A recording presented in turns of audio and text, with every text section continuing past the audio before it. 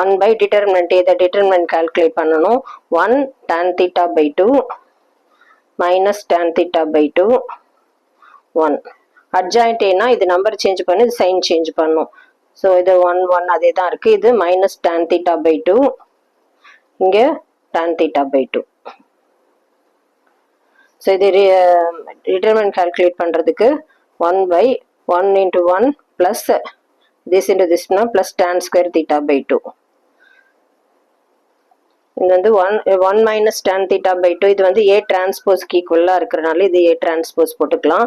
So 1 plus tan square theta by 2 வந்து 1 by secant square theta by 2. இது A transpose. 1 by secant square theta by 2 வந்து cos square theta by 2 க்கு equal into A transpose. இது வந்து option Bல இருக்கிறனால option B தான் answer. Thank you.